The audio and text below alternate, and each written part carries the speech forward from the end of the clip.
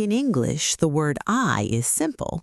It's the first word we learn to define ourselves. It's solid, unchanging, the center of our universe. But what if every time you said I, you had to make a choice? A choice that could make a new friend, insult a grandmother, or ruin a first date. In Vietnamese, there isn't just one word for I. There are dozens, and choosing the right one means you have to instantly calculate your age, your gender, your social standing, and your relationship to the person you're talking to. This isn't just a language quirk.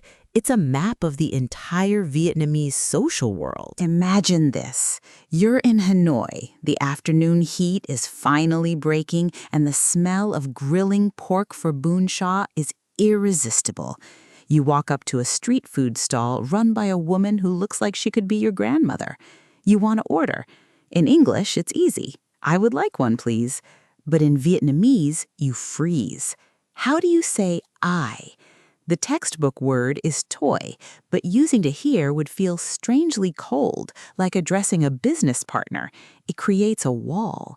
Instead, you have to find your place in her world. Seeing her age, the silver in her hair, you choose con, which means child.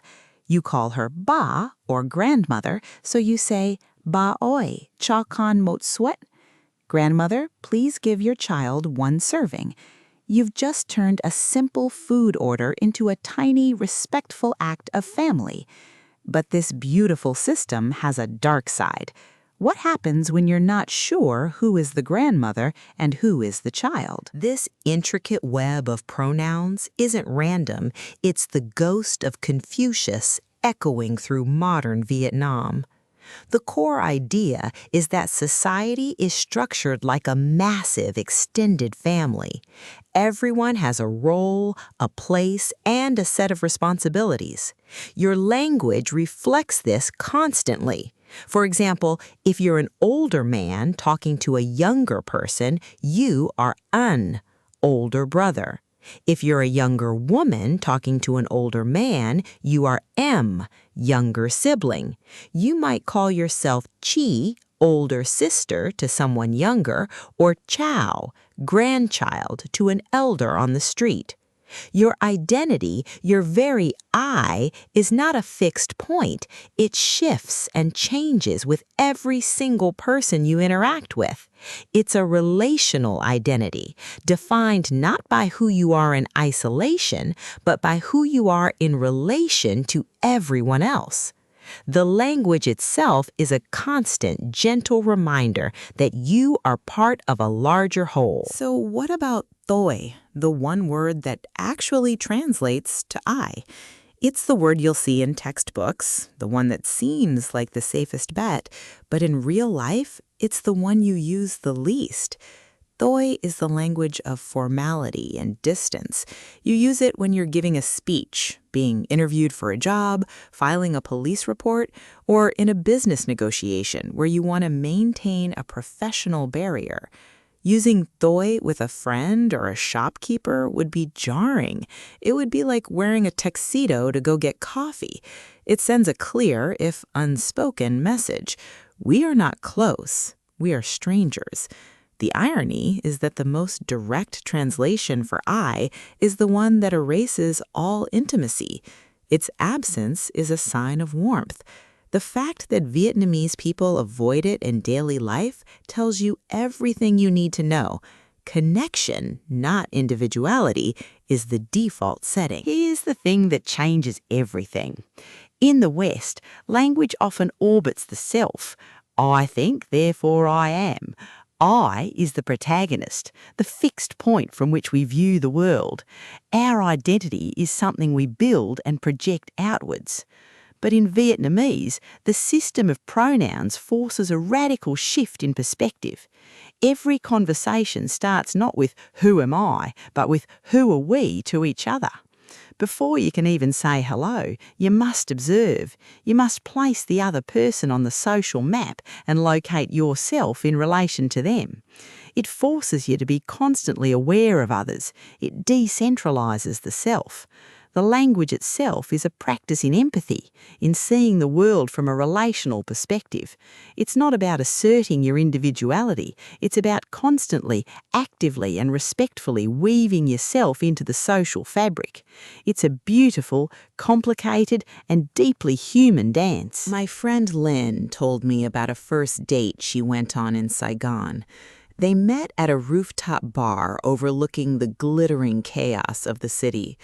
The guy was charming, and the conversation was flowing. But one small thing kept bothering her. They were the same age, both 28, but he consistently called himself Ein, older brother, and her M, younger sibling. It's a common way for men to speak on dates, a bit of old-fashioned chivalry, but for Lynn, it felt presumptuous. By naming himself the older brother, he was subtly claiming a position of leadership, of being the one to guide and protect. It wasn't what she was looking for. She wanted a partner, an equal. So midway through their second drink, she made a change. She started referring to herself as Thoi and to him as Ban, friend. It was polite, but the message was crystal clear. The air cooled instantly, the flirtatious dance stopped. An entire potential relationship was negotiated and ultimately dismantled, all through the power of pronouns. There was no second date. So, how does this ancient hierarchical system survive in modern globalized Vietnam?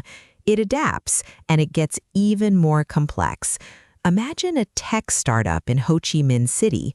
Your new boss is brilliant, but she's 10 years younger than you. Traditionally, you should call her M, younger sibling, but that feels deeply disrespectful to her authority. Calling her Chi, older sister, feels wrong based on age. This is a modern problem, and it requires modern solutions.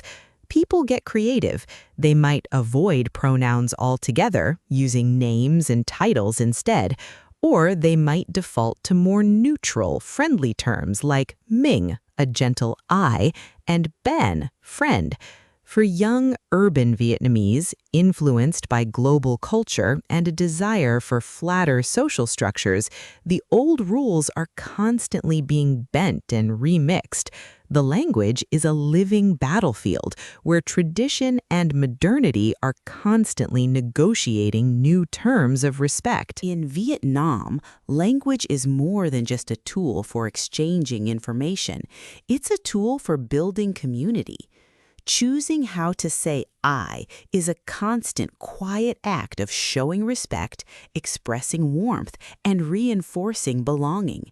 It forces you to remember that you are never just an individual atom floating in space. You are a node in a vast, intricate web of human relationships. So the next time you're in Vietnam and see someone pause for a split second before they speak, know that they're not just searching for a word. They're searching for their relationship to you. And that's a beautiful thing. If this gave you a new perspective, you'll love what we're exploring next week. Consider subscribing.